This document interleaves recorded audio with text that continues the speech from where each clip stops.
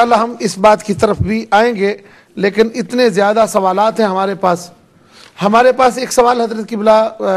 Break کی سے پہلے آیا تھا، مہر ادیب احمد ناروے سے۔ انہوں نے ایک سوال کیا تھا کہ مسجد کے حال میں مرد اور عورتیں اکٹھی، یعنی ان کا بغیر حجاب کے اکٹھے بیٹھنا اور پھر کسی عام بندے کا سالگرہ کا مسجد میں آ کر کیک کاٹنا، کیا یہ جائز ہے؟ یعنی نہ حضور سرور عالم صلی اللہ علیہ وسلم کا ہو اور نہ ہی کسی اور پیغمبر کا، یہ صرف اور صرف وہ کہہ رہے ہیں کہ عام کسی انسان کا، واللہ عالم ورسولہ بالصواب، وہ کیا سوال ان کے سے معنی کیا، لیکن ہم نے تو جو سوال سنے اس کا جواب دینا ہے۔ تو یہ اس کا کیا جائز ہے اس طرح، یعنی اس کی کیا حیثیت ہے؟ بسم اللہ الرحمن الرحیم۔ شاہ صاحب، مسجد شریف جو ہے، جو باقاعدہ مسجد ہو، وقفہ اور 5 وقت کی اس میں نماز ہوتی ہے، اس کے آداب میں یہ بات شامل ہے کہ وہاں پہ اللہ تعالیٰ جل شانہ کا ذکر، اللہ کے حبیب صلی اللہ علیہ وسلم کا ذکر، یہ جائز ہے۔ اور وہ ہستیاں اور وہ بندے خدا کے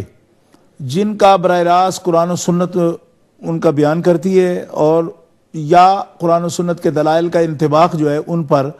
اس پر امت مسلمہ کا اتفاق ہو، تو ایسی ہستیوں کا ذکر اذکار وہاں مسجد میں ہو سکتا ہے۔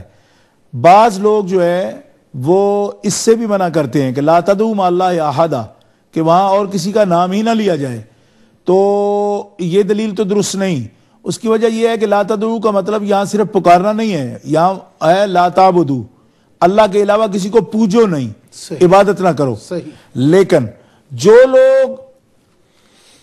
انبیاء کرام، رسول اعظام علیہ السلام، صحابہ پاک، اہل بیت اطہار، جن کی دینی اہمیت یہ ہے کہ نصوص سریہ سے ان کی شانیں بیان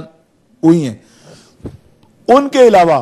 کوئی سیاسی لیڈر ہو یا وڈیرا ہو یا کوئی دنیا ہو، تو اس کے لیے تقریب، اس کے کیک کاٹنے کی تقریب ہو، یہ دنیا میں آتی ہے، دنیا میں، اور مسجدیں دنیا کے کام کے لیے نہیں بنی ہیں۔ صحیح، یعنی ایک آدمی ہے تو اس کی کوئی سیاسی حیثیت ہے، سماجی حیثیت ہے، اس کے لیے حال بنے ہوئے ہیں۔ مسجد شریف کے اندر اس قسم کی تقریب کرنا، اور پھر جیسے ہمارے کالر نے کہا کہ اس میں عورتیں اور مرد جو ہیں مسجد کے حال میں وہ مختلط ہیں، یعنی وہ گھلے ملے ہوئے ہیں بغیر پردے کے، تو یہ ویسے ہی حرام ہے کہ بغیر پردے کے گھل مل جانا، کیونکہ رسول اللہ صلی اللہ علیہ وسلم کے عہد مقدس میں عورتیں مسجد میں آتی تھیں، نماز پڑھتی تھیں، مگر گھل مل کے نہیں، ان کی صفیں الگ ہیں، ان کی صفیں بالکل پیچھے تھیں، اور پردے کے ساتھ وہ آتی تھی مسجد میں اور صفیں الگ تھیں۔ اور اس میں یہ بھی آپ محسوس فرمائیں کہ سرکار دو عالم علیہ السلام کے وقت میں سارے احکام ایک ہی وقت سب ابھی آئے بھی نہیں تھے، تدریجاً آتے رہے۔ دوسرا، پردے کے احکام جو ہیں وہ ان میں بھی تدریجاً احکام آتے رہے۔ اور دوسری بات یہ ہے کہ اس وقت مسجد شریف کے حال کا جو صورت تھی، آپ جانتے ہیں کہ کھجور کے جو ہے تنے کے ساتھ ستون کھڑے کیے جاتے تھے، اور اسی کے جو پتے ہوتے ہیں وہ اسی سے ڈھانپ کے مسجد نبوی شریف بنائی گئی تھی۔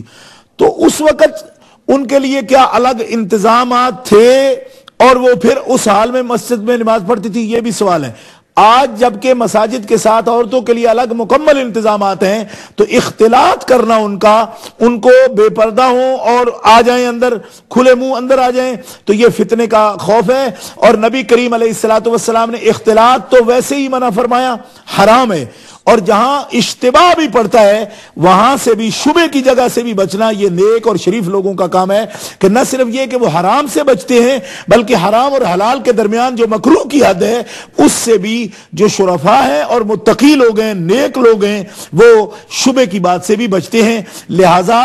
اگر وہ الگ انتظام کے باوجود یہ کوئی نیا کلچر لانے کی کوشش کی جا رہی ہے کہ عورتیں اور مرد مختلط ہو جائیں، تو پھر دین والے لوگوں کو کم از کم مساجد کو اس سے آلودہ اور ملوث نہیں کرنا چاہیے، یہ مسجد کی شان کے لائق نہیں ہے۔ اور اسی طرح یہ اجتماعات میں بھی اس سے پرہیز لازم ہے، ایک خط فاصل جو ہے، حد فاصل جو ہے واضح طور پر، کیونکہ یہ ایک ایسی دین میں احداث کیا جا رہا ہے اور مداخلت کی جا رہی ہے کہ جس کے نتائج پہلے ہی جو کچھ ہیں وہ سامنے ہیں، مگر دینداروں کے ہاتھ سے ایسے بھیانک نتائج اگر سامنے آتے ہیں تو یہ بڑا خطرناک عمل ہے۔ میں آپ کی اجازت سے ایک بات ایک بھائی نے کہی تھی کہ اگر مکہ مکرمہ میں طواف کے اندر، کیونکہ وہ بڑا پرانا سوال ہو گیا ہے اور اس سے ریلیٹڈ ہے، تو طواف کے اندر اگر عورتیں جو ہے، حضرت یہ بات اتنی ضروری ہے کہ اس پر ہم نے ہر صورت میں بات کرنی ہے، اسی جگہ سے بات کرنی ہے، پر اس کالر کے بعد۔ ٹھیک ہے، بابر حسین صاحب برمنگم سے، السلام علیکم ورحمۃ اللہ۔ جی بابر حسین صاحب السلام علیکم جی، خوش آمدید جناب، آپ کو اپنے پروگرام میں کرتے ہیں ہم۔ خیریت ہے جی؟ الحمدللہ والشکر للہ۔ میں یہ متع کے بارے میں گزارش کرنا چاہتا ہوں جی کہ ابو موسیٰ محمد بن عیسیٰ بن سورت الترمذی نے اپنی سنن میں جو صحیح ستہ میں داخل ہے، امام احمد بن حنبل نے مسند میں، ابن اسیر نے جامع الاصول میں متعدد اسناد کے ساتھ نقل کیا ہے کہ عبداللہ ابن عمر سے ایک شامی آدمی نے پوچھا کہ آپ متع نساء کے بارے میں کیا کہتے ہیں؟ انہوں نے کہا قطعاً حلال ہے۔ اس نے کہا کہ آپ کے باپ خلیفہ صاحب نے تو اس سے منع کیا ہے۔ انہوں نے جواب دیا کہ پیغمبر نے حکم دیا ہے، لہذا اگر میرے باپ نے منع کیا ہے تو یقیناً میرے باپ کی ممانعت پر پیغمبر کا حکم مقدم ہے۔ آپ اس کے بارے میں کیا فرماتے ہیں؟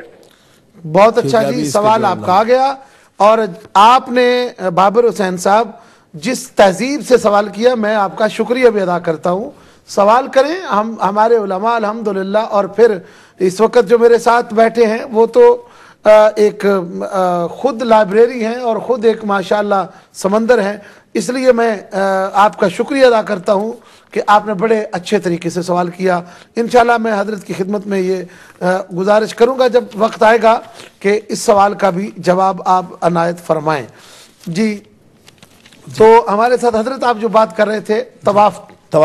اچھا، یہاں کے جو جلوس ہیں یا جلسے ہیں یا یہاں کے جو فنکشن ہیں، ان کو انہوں نے قیاس کیا بیت اللہ شریف کی حاضری پر، کہ نیت کی بات ہے، اگر وہاں اجازت ہے وہاں جا سکتی ہیں، تو پھر وہاں بھی اس بات سے منع ہے، وہاں دھکم پیل کرنا، کسی سے ٹکرا جانا، یہ رسول اللہ صلی اللہ علیہ وسلم نے یہاں تک منع فرمایا ہے کہ اگرچہ بیت اللہ شریف میں تم موجود ہو لیکن یہ خطرہ ہو کہ کوئی پاؤں سے روندا جائے گا یا تمہیں محرمات کے ساتھ ٹکرانا پڑے گا، تو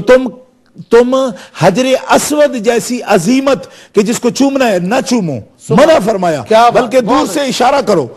اگر اس طرح دھکم پیل کرنا کسی عظیمت حاصل کرنے کے لیے، نیکی کے لیے جائز ہوتا تو رسول اللہ یہ رخصت کیوں دیتے؟ اور آج وہاں سے سینکڑوں فٹ دور کھڑے ہو کر اشارہ کر کے وہاں سے نکل جانے کا وہی ثواب ہے جو کہ استلام حجر کا ثواب ہے۔ تو یہ خود دلیل ہے اس بات کی، اور وہاں بھی آپ نے منع فرمایا کہ مطاف کے اندر بھی اس بات کا خیال رکھو۔ ہاں ایک بات ضرور ہے کہ مطاف سے نکالا نہیں گیا عورتوں کو، ہاں، مگر یہ بات اللہ احکم الحاکمین کی ہیبت اور کعبۃ اللہ کا شکوہ سامنے ہے۔ اب ہماری اولڈم